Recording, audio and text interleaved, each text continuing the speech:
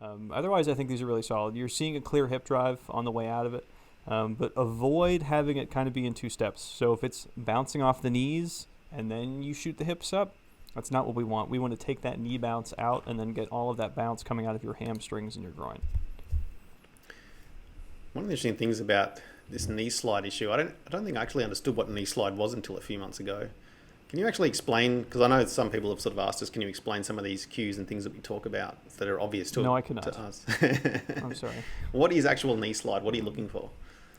So I think I have a different opinion than most coaches on this. Most coaches will see knee slide first and then attempt to correct that because they think that's the actual error. I think that's it is a symptom of a problem. It's pretty rare for knee slide to be the only issue.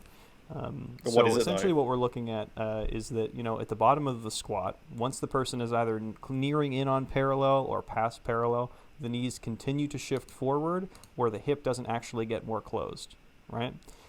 So as the descent is happening in the squat, the hip is closing, the knee is closing, but that doesn't mean the knee has to keep moving forward in space, right? So ideally what we want is the knee anchored right out over the toe, maybe an inch, inch and a half over the toe, and for the rest of the system to rotate around the knee, okay? Now that system inherently is going to become more unstable if the knee is continuing to move forward. So like in a front squat or a high bar squat, that knee slide's actually a little bit more preferable so you can keep a vertical torso angle, but to keep the load on the hips like how we want it to be, because the hips are larger than our knees, we need to keep the knees in a static position so the hips can do most of the motion. Yep. So knee slide, generally I've found it's coming from the person either being just kind of conceptually loose, they don't think they need to fight the weight on the way down, or they're attempting to stay too vertical. It's normally one of those two things.